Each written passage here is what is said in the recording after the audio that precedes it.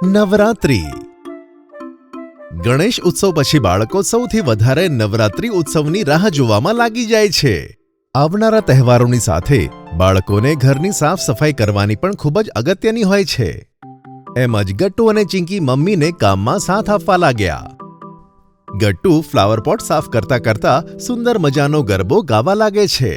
ઢોલીડા ઢમ ઢમ ઢમ ઢમ ઢોલીડા ઢમ ઢમ ઢમ ઢમ ઢોલીડા હે ઢમ ઢમ ઢમ ઢમ. ગટ્ટુ ધ્યાનથી નહીં તો ફ્લાવર પોટ તૂટી જશે. મમ્મી, આ વખતે મને ગરબા કરવા માટે ગુજરાતી ઘાઘરો જોઈએ. તમે મને તે લઈ આપશો ને? હા હા ચિંકી, પપ્પાને કહીને આપણે શોપિંગ માટે જઈશું. આ વર્ષે ખૂબ મજા કરીશું. જોત જોતામાં ઘરની સાફ સફાઈ થઈ ગઈ અને અશ્વિન પ્રતિપદાનો દિવસ આવી ગયો. ગટ્ટુ ચિંકી, ચાલો, આજે નવરાત્રીનો પહેલો દિવસ છે. આજે ઘટ સ્થાપના થશે અને આજે માતાજીની 5 આરતીઓ પણ થશે. તમને પસંદ છે ને? ગટ્ટુ અને ચિંકી તૈયાર થઈને મમ્મી પાસે આવ્યા. મમ્મીએ તે બંને જણાને મંદિરમાં માતાજીને હાર પહેરાવવા માટે કહ્યું. ગટ્ટુ અને ચિંકીએ સાવચેતીપૂર્વક માતાજીની મૂર્તિને હાર પહેરાવ્યો. ત્યારે પપ્પા બોલ્યા, અરે વાહ, લાગે છે કે બધી તૈયારીઓ થઈ ગઈ છે. ચાલો, આપણે બધા મળીને સ્થાપના કરીએ. મમ્મીએ મૂર્તિની પાસે માટીની ઢગલી કરી અને તેમાં ઘઉં નાખ્યા અને તેની ઉપર કળશ મૂક્યો. આ રીતે ઘટ સ્થાપના થઈ. બધાએ મળીને માતાજીની આરતી પણ કરી. ગટ્ટુ ચિંકી, આજે અશ્વિન શુદ્ધ પ્રતિપદા છે. તમને બંનેને આજે ગરબા રમવા જવું છે ને? સોસાયટીમાં પણ માતાજીની સ્થાપના થઈ ગઈ છે. આરતી પછી તરત ગરબા ચાલુ થશે અને આજનો કલર તો બધાને ખબર છે, ગ્રીન કલર. ગટ્ટુ, ચિંકી અને મમ્મી પાપાએ લીલા રંગના કપડાં પહેર્યા. બધા લોકો ખૂબ જ સરસ દેખાતા હતા. ચિંકીએ તો લીલા રંગનો લાંબો ફ્રોક પહેર્યો હતો, જેમાં તે ખૂબ જ સુંદર દેખાઈ રહી હતી. ગટ્ટુએ લીલા રંગનો કુર્તો પહેર્યો હતો અને નીચે જીન્સ, જેથી તે સરસ રીતે ગરબા કરી શકે. અને પછી બધા સોસાયટીના કમ્પાઉન્ડમાં પહોંચ્યા. જય માતાજી ગટ્ટુ ચિંકીની મમ્મી, તમે તો ખૂબ જ સુંદર લાગી રહ્યા છો. સેમ ટુ સેમ કલર પહેર્યા છે આજે બધાએ. જય માતાજી. બંટી ક્યાંય દેખાઈ નથી રહ્યો? બંટી, હરી, પિંકી, ભૂષણ બધા બાળકો માતાજીના મંડપની નીચે ઊભા રહીને એકબીજાને ગરબા શીખવાડતા હતા. ત્યાં ગટ્ટુ અને ચિંકી પણ આવ્યા. અરે હા બંટી, તું તો કેટલા સરસ ગરબા કરે છે. પણ ચિંકી, તું જ અમને ગરબા શીખવાડ. તને બહુ જ મસ્ત આવડે છે.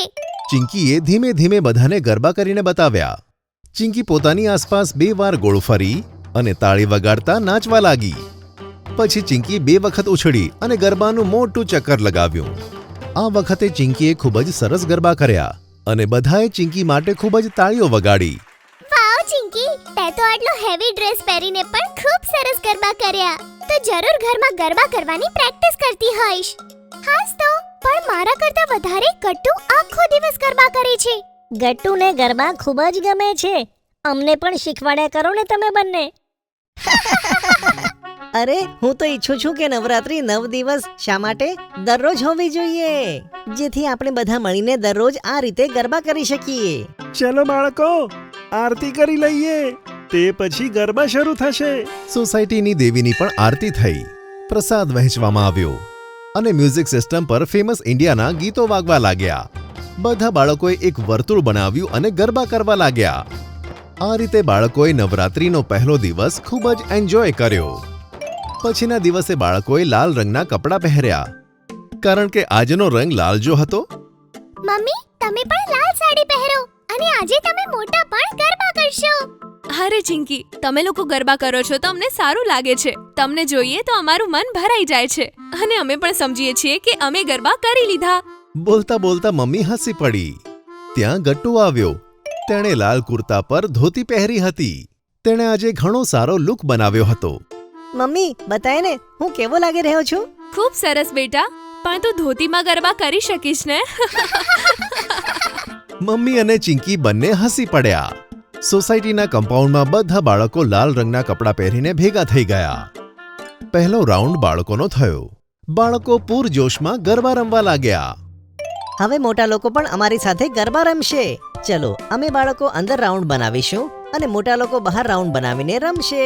બહુ મજા આવશે. હા મમ્મી, ચલો ને કરીએ ગરબા. મારે પણ તમારી સાથે ગરબા કરવા છે. ચંચલાની અંકલ, સુખવિંદર અંકલ અને બંટીના પપ્પા બધા લોકો ગરબા કરવા માટે તૈયાર હતા અને તેઓ રાઉન્ડ બનાવીને ગોઠવાઈ ગયા. ગરબા શરૂ થયા.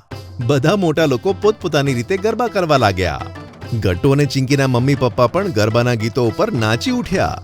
મમ્મી હવે ચિંકીને ફોલો કરવા લાગી, કારણ કે સોસાયટીમાં સૌથી સારા ગરબા ચિંકી જ કરતી હતી. ત્યાં જ ગટ્ટુના પગમાં 2-3 વખત ધોતી આવી. ત્યારે મમ્મી બોલી, અરે ગટ્ટુ, જરા સંભાળીને બેટા. હા મમ્મી. ગટ્ટુ જેમ તેમ પોતાની ધોતી સંભાળતો હતો.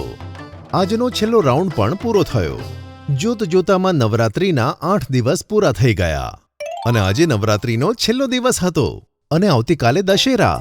બાળકોએ નક્કી કર્યું હતું કે આજે તો ખૂબ જ જોરથી ગરબા ગાશે. બધા બાળકો ઘરની આરતી પતાવ્યા બાદ સોસાયટીના ગ્રાઉન્ડમાં આવ્યા. દેવીની આરતી થઈ. જેવી દેવીની આરતી પૂરી થઈ, લાઈટ જતી રહી. બધા બાળકો નિરાશ થઈ ગયા. હવે ગરબા કેવી રીતે થશે?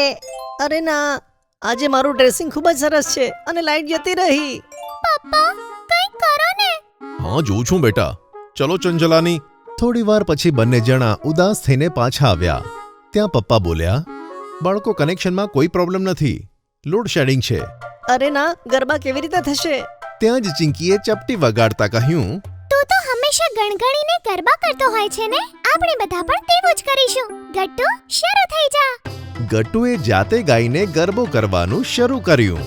ડમ ડમ ડોલીડા, હે હે. ડમ ડમ ડોલીડા, ડમ ડમ ડમ ડમ ડોલીડા, ડમ ડમ ડમ ડમ ડોલીડા.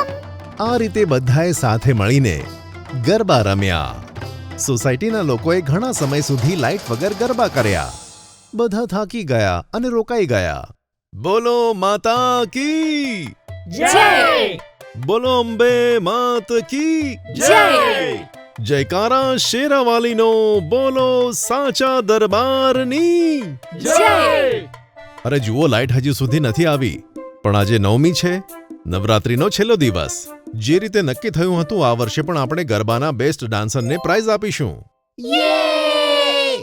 જે રીતે આપણે જાણીએ છીએ કે ગરબા કરવા એ માતાજીની સેવા કહેવામાં આવે છે, પણ માતાજીના દરબારમાં સૌથી સારા ગરબા કરવાવાળાને ઇનામ તો મળવું જ જોઈએ. તો આ વર્ષના બેસ્ટ ગરબા ડાન્સર્સ છે ગટ્ટુ અને Chinki. Thank you so much પપ્પા અને ચંચલાની અંકલ. બધા જ પોતાના ઘરે પાછા જતા હતા ત્યાં જ લાઇટ આવી ગઈ. ચલો ફરીથી ગરબા રમીએ. अगर आपको हमारी वीडियोस पसंद आ रहे हैं तो इन्हें लाइक करें, कमेंट करें और सब्सक्राइब करें